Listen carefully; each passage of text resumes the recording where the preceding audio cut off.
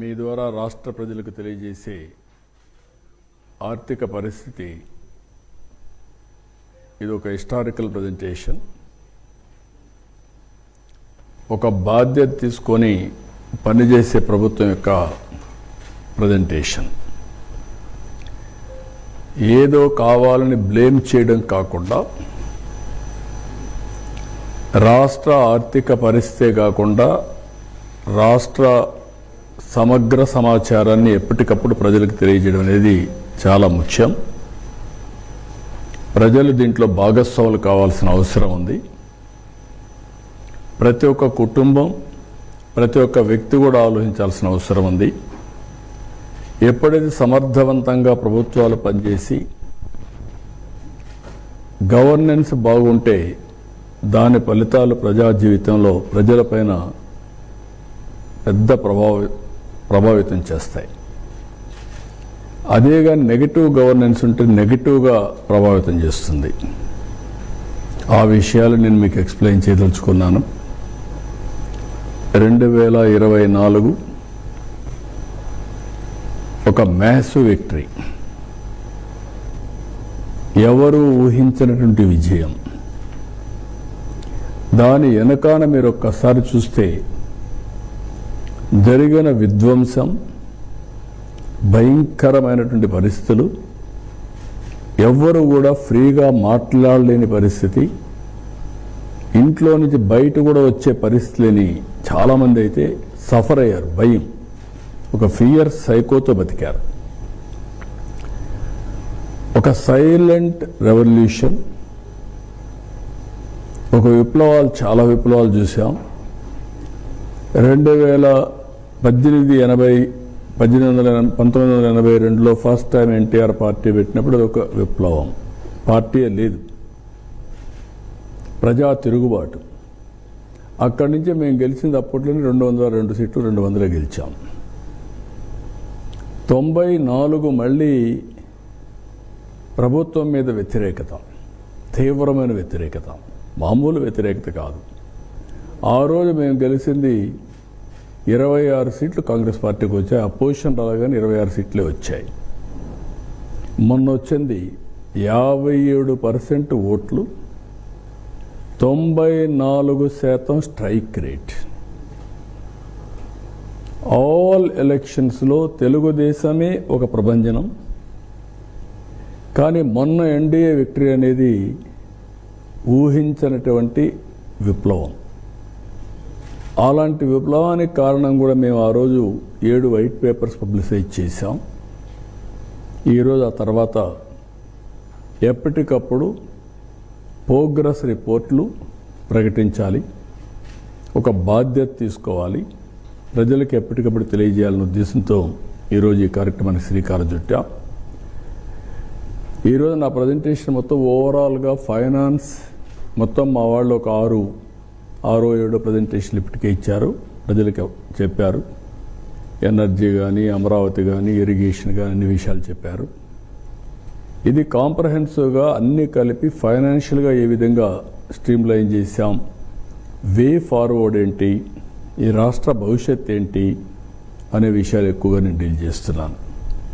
నిన్నే మీరు చూశారు, ఒక ప్రభుత్వం పనిచేస్తే ప్రజలు ఎంత భాగస్వాములు అవుతారు, ఏ విధంగా సపోర్ట్ చేస్తారు దానికి భోగాపురం ఎయిర్పోర్ట్ ఇనాగరేషన్ ఒక బెస్ట్ ఎగ్జాంపుల్. ఉత్తరాంధ్ర కదిలి వచ్చారు. అది ఒక ప్రాజెక్ట్ కాదు, అది వాళ్ళ కలలకు రెక్కలు, నాంది, కేంద్రం.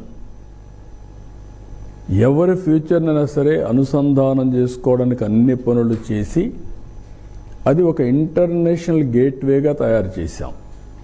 ఇరిగేషన్, ఎంప్లాయ్మెంట్, ఏఐ, స్టీల్ ఒకటి కాదు, అన్నీ కూడా కల్మినేషన్. అది ఆ యాంగిల్లో ప్రతి ఒక్కటి మీరు చూడాల్సిన అవసరం ఉంది.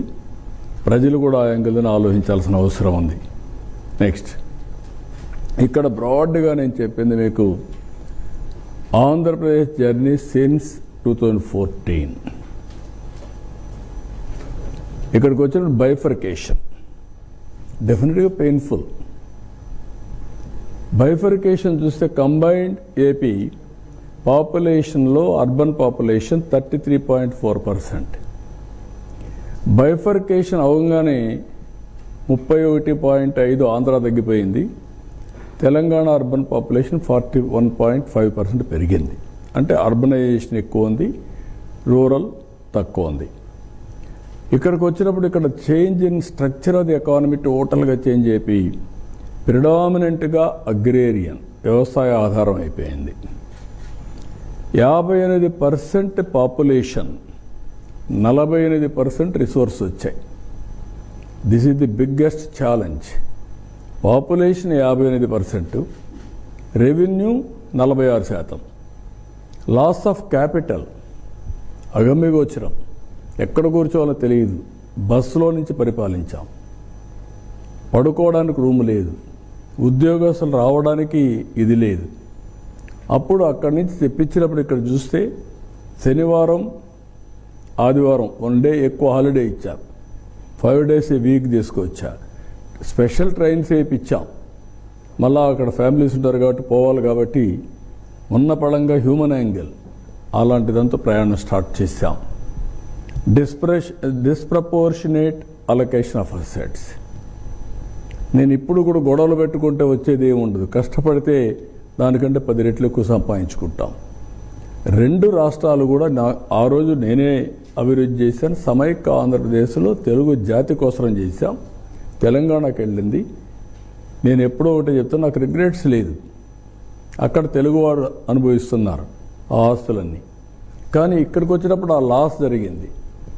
ఇక్కడికి వచ్చినప్పుడు గుర్తుపెట్టుకోవాల్సింది డెస్ట్రక్షన్. ఇది పెయిన్ఫుల్ అయితే ఇది విధ్వంసం.